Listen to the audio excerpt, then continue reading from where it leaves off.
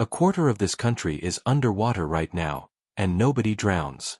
Stand on a dike outside Rotterdam and you can watch a cargo ship sail past at a height greater than the rooftops behind you, its hull suspended above streets where children ride bicycles to school. This is not a trick of perspective. The ship really is higher than the houses. The sea really does sit above the land. And the only thing separating 17 million people from the North Sea is a few meters of engineered earth, concrete, and steel that has been quietly rewritten every few decades since the middle of the 20th century. The Netherlands is, by any reasonable geological standard, a country that should not exist in its current form. Roughly a third of its territory lies below sea level, and much of the rest would flood regularly without constant intervention. Yet it is home to some of the densest, wealthiest, and most livable cities in Europe. To understand how that contradiction became normal, you have to go back to a single winter night in 1953, because everything the Dutch built afterward was a direct answer to what happened when the sea finally won. On the night of January 31, 1953, a deep depression formed in the North Atlantic and tracked toward the North Sea at the same time as a spring tide, stacking a storm surge on top of already elevated water levels. The North Sea narrows as it approaches the Dutch and English coastlines, acting like a funnel that concentrates the energy of any storm moving through it. That night, the funnel did what it always threatens to do. Dikes that had held for generations gave way in the dark, while most of the villages behind them were asleep. Official estimates place the death toll in the Netherlands at 1,836 people, with entire communities lost before dawn. In one village alone, more than 300 residents did not survive the night. Britain and Belgium suffered their own losses along the same storm track. It remains one of the deadliest natural disasters in modern Dutch history, and it exposed something the government could no longer ignore. The existing flood defenses had been designed for a world that no longer matched the risk. What makes this story more painful is that the flood was, in a narrow sense, predicted. A Dutch hydraulic engineer named Johan van Veen had spent nearly 2 decades warning that the country's dikes were not built to withstand a storm of this magnitude. Van Veen had studied historical flood records and modern tidal data and concluded that the safety margins in place were inadequate, but his reports were shelved by a government focused on post-war reconstruction elsewhere. He is remembered today, somewhat bitterly, as the man who saw 1953 coming and could not make anyone else see it in time. Within 17 days of the disaster, the Dutch government formally committed to a new approach to flood defense, a decision that would eventually be described using a phrase repeated in Dutch politics ever since: never again. Van Veen would go on to help shape the response that followed, living long enough to see the first stages of a plan that would occupy generations of engineers after him. That plan came to be known as the Delta Works, and its ambition, even by today's standards, is difficult to overstate.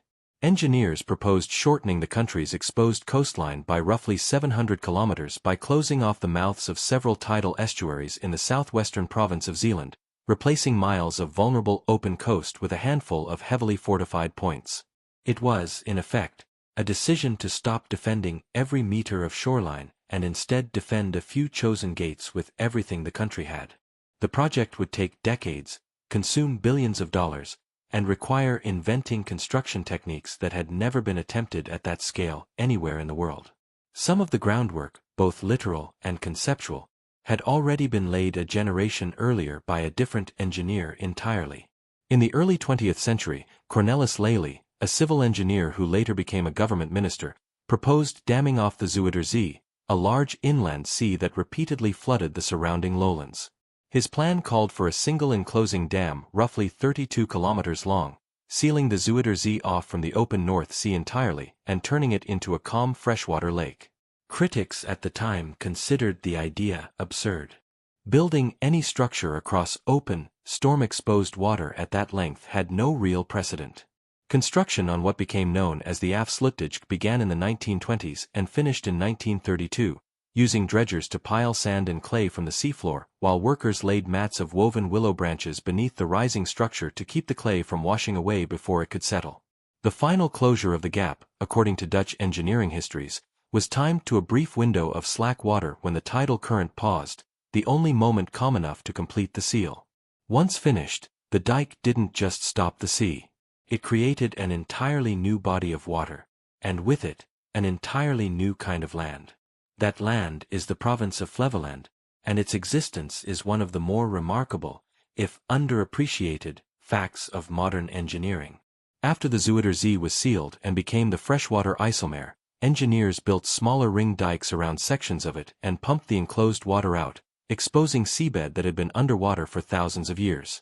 The exposed ground was allowed to dry and consolidate over years, with reed beds developing naturally as the soil dried, before being drained further and prepared for agriculture and settlement. Roads and infrastructure were often planned before a single resident had moved in, because the land itself was still being engineered even as its future towns were being designed on paper.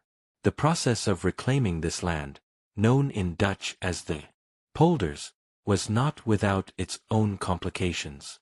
Draining organic waterlogged soil causes it to compact and subside over time, meaning that reclaimed land tends to sink lower relative to sea level the longer it is farmed and built upon, which is precisely why continuous pumping, not a one-time fix, keeps places like Flevoland dry today.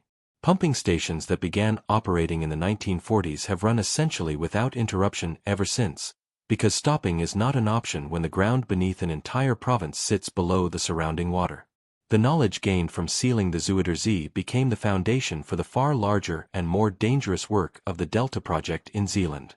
Unlike the calmer waters of the old Zuiderzee, the estuaries in the southwest opened directly onto the North Sea, meaning any closure had to withstand real ocean conditions rather than a sheltered inland current.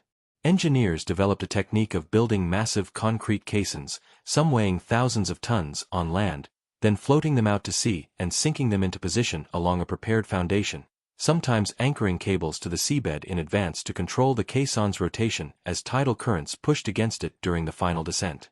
Several of these dams were completed relatively quickly once the method was proven, each project benefiting from lessons learned on the one before it. The most difficult and, in hindsight, the most instructive chapter of the Delta works involved the Eastern Scheldt, a large tidal estuary that engineers originally planned to seal completely with a solid dam, just as they had done elsewhere in Zeeland. That plan collided with a problem nobody had fully weighed at the outset. The Eastern Scheldt supported a rich and commercially valuable ecosystem of mussel and oyster farming, along with fish and bird populations that depended on the natural rhythm of the tides. Environmental scientists and local fishing communities argued that a solid dam would kill the estuary outright, and after considerable public debate, the Dutch government made an almost unheard-of decision for a project already years into construction. They scrapped the solid dam design and started over with something far more complex. A storm surge barrier made of movable steel gates, 62 of them in total, hung between concrete piers spanning roughly 9 kilometers of open water. The gates would remain open under normal conditions, allowing tides and marine life to move freely, and would only close during a genuine storm surge. Building it required constructing an artificial island in the middle of the estuary specifically to serve as a base for casting concrete piers to millimeter-level accuracy, a process that took roughly 5 years. Enormous purpose-built vessels, constructed for this project alone and never used again afterward, were used to lift concrete piers weighing tens of thousands of tons and lower them onto prepared mattresses of fill on the seabed, with tolerances of only centimeters despite the scale involved. In one especially tense moment recorded in Dutch engineering accounts, a gap was discovered beneath one of the massive piers after it had been lowered into place, and engineers had to pump grout through pipes to fill the void and confirm, through sensors, that the foundation was solid before the project could continue. On October 4, 1986, Queen Beatrix formally closed the barrier, and all 62 gates were lowered in a coordinated sequence, sealing the estuary in a matter of minutes rather than days. It remains one of the largest movable storm surge barriers ever constructed, and it has been tested by genuine storm conditions roughly 30 times in the decades since, according to the Dutch water authority Rijkswaterstaat, without a single failure. Rotterdam, however, presented a problem the Delta Works engineers in Zeeland never had to solve, a barrier that had to protect one of the busiest shipping ports in the world while still allowing that port to function almost every day of the year.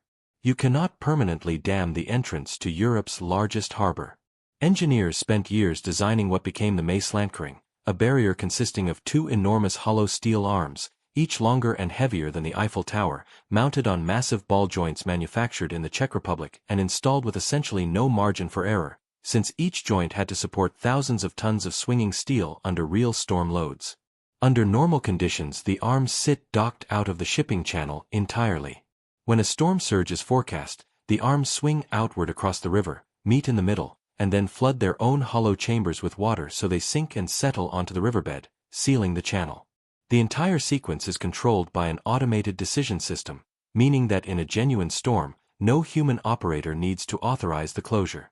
The barrier first triggered a real closure in November 2007, and closed again during Storm Pia in January 2023, only its second true storm closure since becoming operational, according to Rijkswaterstaat's own public records.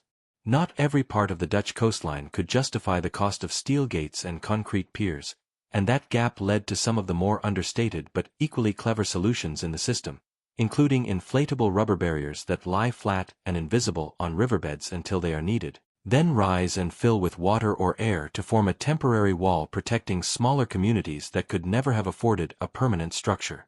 Elsewhere, engineers abandoned the instinct to build taller walls altogether and instead dug new side channels to give floodwater somewhere safe to spread out, lowering peak flood levels by tens of centimeters in ways that walls alone could not achieve.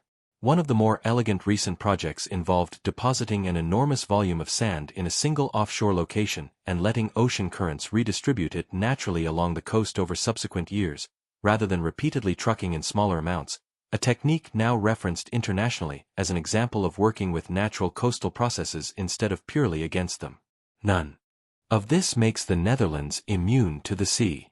It makes the country extraordinarily well prepared for it, which is a different thing, and the distinction matters. Every barrier in this system was designed by people who had studied the failures of the one before it, from the willow mats beneath the Afsluitdijk to the movable gates that replaced a solid dam. Nobody could bring themselves to finish once they understood what it would destroy.